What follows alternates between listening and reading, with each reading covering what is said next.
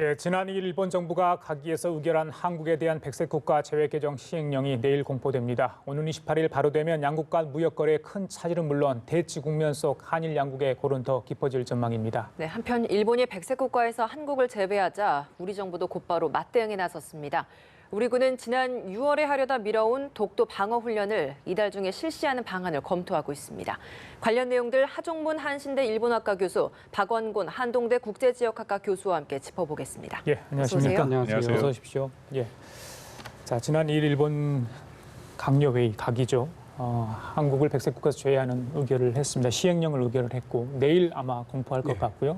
그러면 21일 후에 발효되니까요. 28일 날 발효가 되는 거 아니겠습니까? 실제 그렇게 되면 뭐 그렇게 될 가능성이 높죠. 뭐 시간이 많지 남았습니다만 한국 경제는 물론 일본 경제도 좀 타격이 될 거다 이런 이야기가 있는데 이 정도면 이제 전면전으로 가는 거다 이렇게 좀 보면 되겠습니까? 그렇습니다. 일본이 원래 계획했던 대로 그 반도체 관련 새 품목에 대해서 수출 규제를 먼저 했었고요.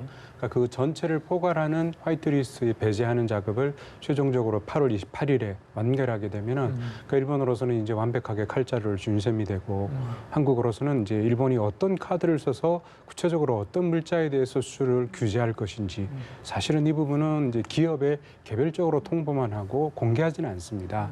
그러니까 그런 면에서 보면 적어도 일본에서 수입하는 우리의 부품과 관련 장비라든지 그러니까 전체 산업 걸쳐서 심각하게 그러니까 어떤 부분의 규제가 이루어질지 모르는 굉장히 불투명한 상황이 28일 이후에 전개가 되는 것이죠. 예.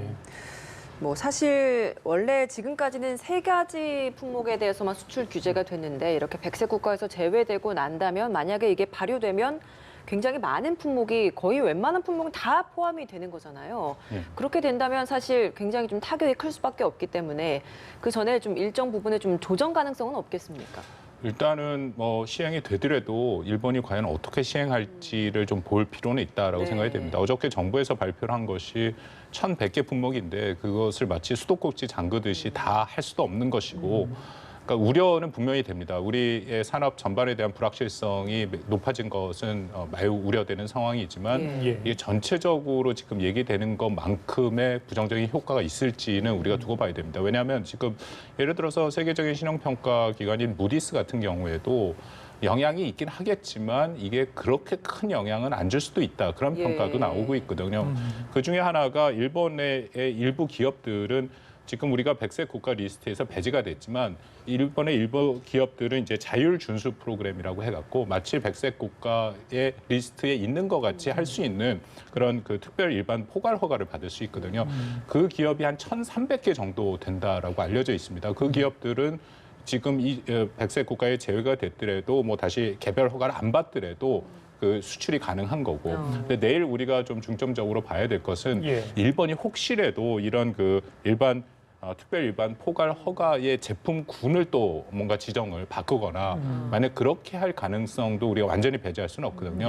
그러면 우리한테 더 피해가 올 수도 있고 전반적인 거는 실제 시행을 하면서 28일 일본이 과연 정부가 어떤 식으로 이것을 운영을 할 것인지가 여전히 관건이다라고 생각이 듭니다. 내일 일본에서 시행령의 구체적인 내용을 공개를 하게 되는 겁니까? 시행령 자체는 지금 말씀하신 내용이 포함될 가능성은 그렇게 높아 보이지는 않고요. 아마 28일 날에 일단은 전체적인 틀은 발표를 할 것 같습니다. 그러니까 그 전체 미칠 영향은 우리뿐만 아니라 일본 내 기업들도 영향이 있기 때문에 일정 정도 큰 틀에 대한 발표는 28일 이루어지면서 적어도 일본의 지금 현재 그 화이트리스트 배제가 산업에 어떤 영향을 미칠지는 28일 어느 정도는 판가름이 나지 않을까 그렇게 보여집니다. 저는 이제 잘 됐으면 좋겠다는 의미에서 여쭤보면 글쎄요 일본 정부에서 이건 뭐 법적인 절차에 따라서 만들어지기 때문에 하지만 그러면 이 시행령이기 때문에 이걸 조금 더 한국 쪽에 우리가 생각하기에 유리한 쪽으로 조금 일본 쪽에서 선의를 보일 수 있는 그런 가능성은 전혀 없는 겁니까? 이 법적인 절차 과정에서는? 절차 과정에서는 저는 판단하기 어려울 것 같고 기대하기는 어려울 것 같고요. 박 교수님 말씀하신 대로 지금 전체의 수출에 대해서 일괄적으로 규제를 하는 게 아닙니다.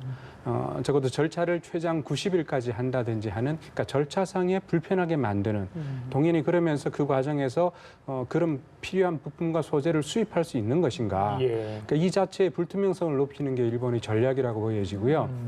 그런 틀에서 보자면 사실은 일본 정부가 8월 28일부터 전면적으로 나설 가능성은 그렇게 높아 보이진 않고 점차 그 조이는 강도를 높여가지 않을까 그렇게 보여집니다.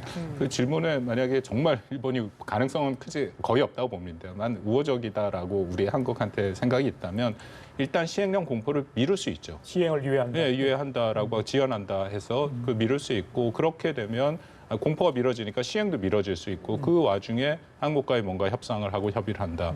뭐 가능성은 지금 당장 또 없어 보입니다. 내일이라서 또 예. 공포일이. 일본 차관급 그 외무성 부대신이 한 발언.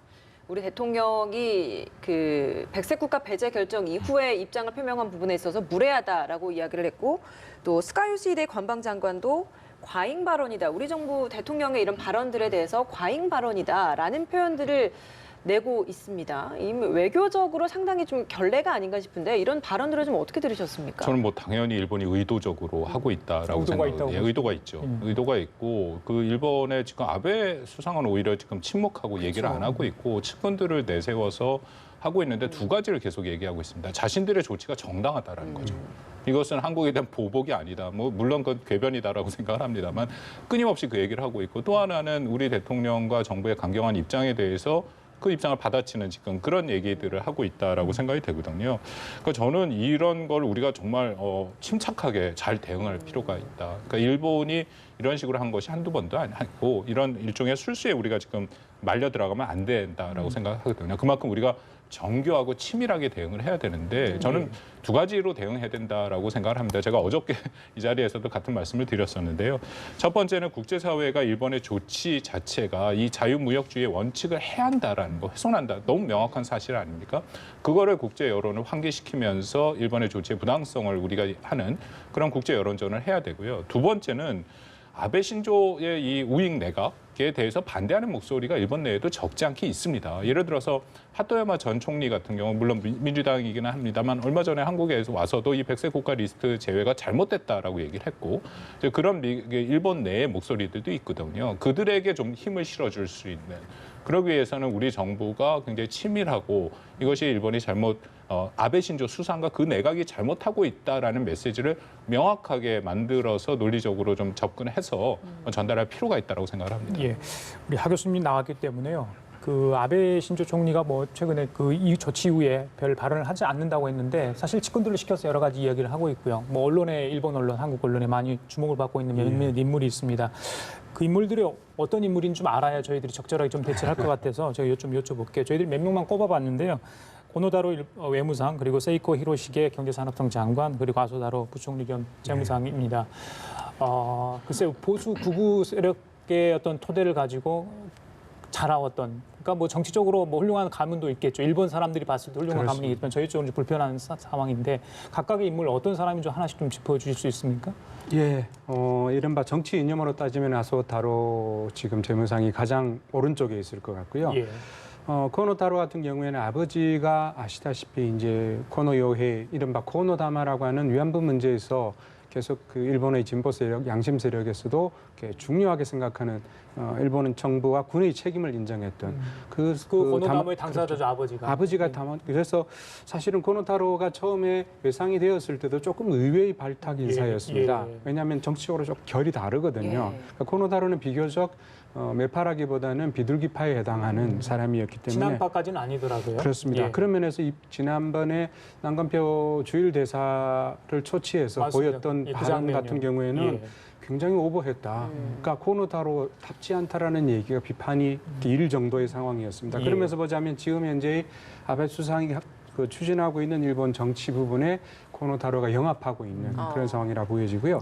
세이코 히로시게는 아버지가 물론 집안도 정치가 집안입니다. 장관을 지냈던 집안이기 때문에 정치 명문가고요. 그리고 출신 자체는 긴키대학이라는 학원 재벌입니다.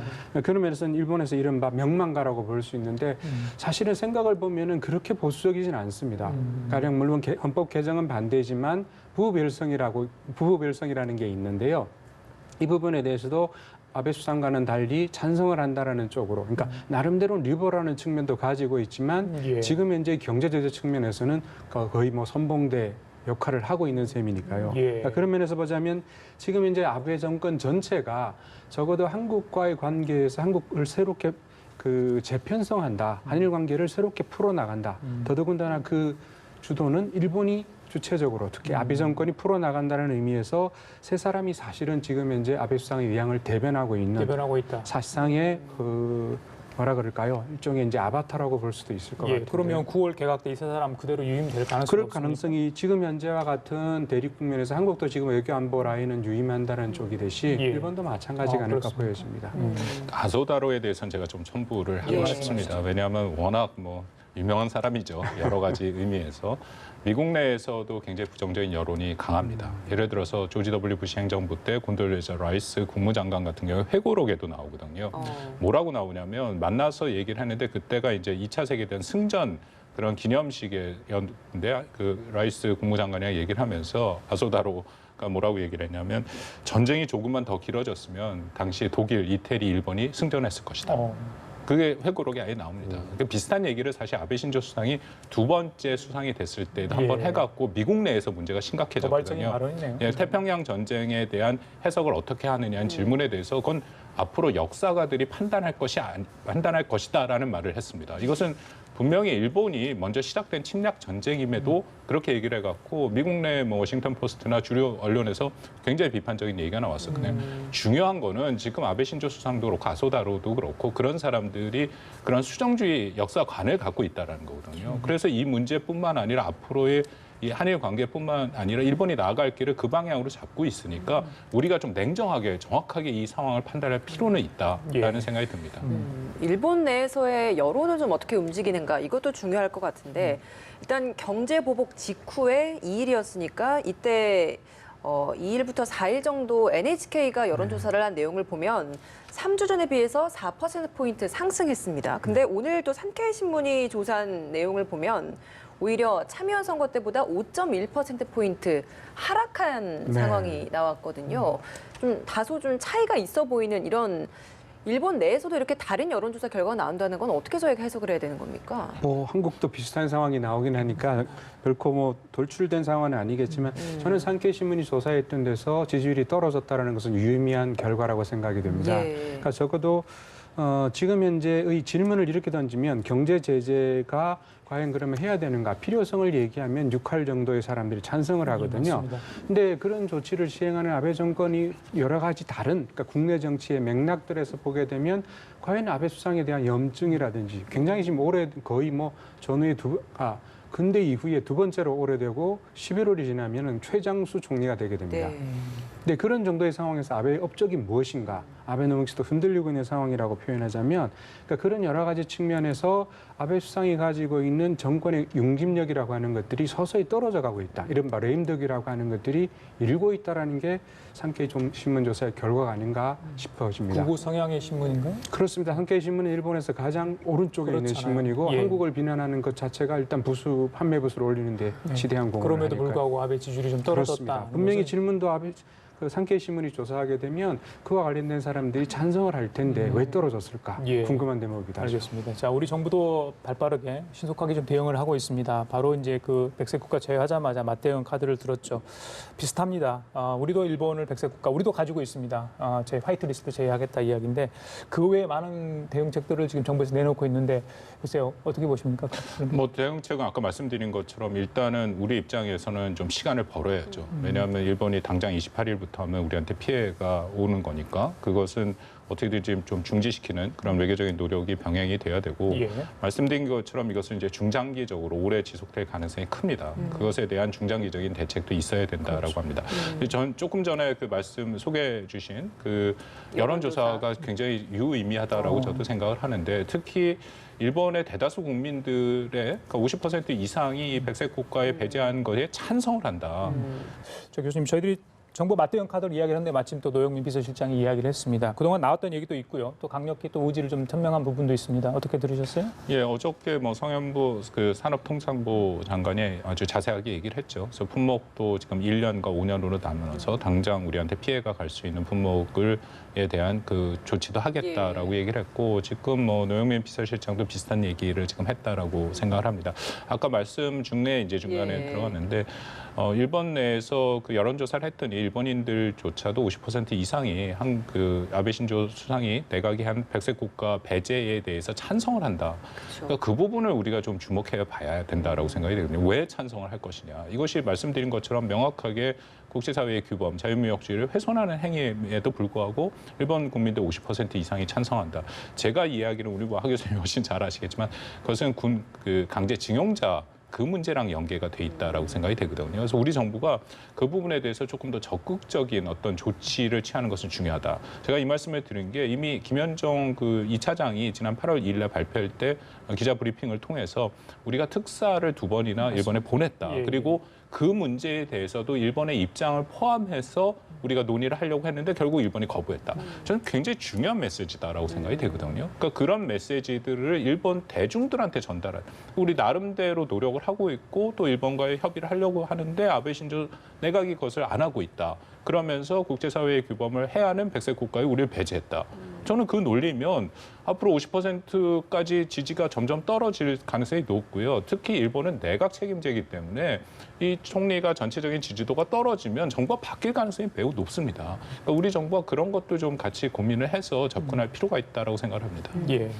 경제 대응책뿐만 아니라 안보 대응책도 하나씩 나오고 있습니다. 글쎄요, 뭐 지소미 얘기는 뭐 굳이 하지 않겠습니다. 계속 논란이 되고 있는 상황이고 우리 군이 지난 6월에 하나도 미뤄온 독도 방어 훈련 그 이야기를 이번에 좀 하겠다는 겁니다. 네. 독도라는 문제. 지난번에 러시아 전 군용기가 또 그렇죠. 독도 영공 침범했을 때 일본의 그 대응 보면 얼마큼 민감하게 반응하는지 알 수 있지 않습니까? 네. 이번에 좀 해야 될 것 같은 생각도 드는데 우리 하 교수님 어떻게 보십니까? 예, 맞습니다.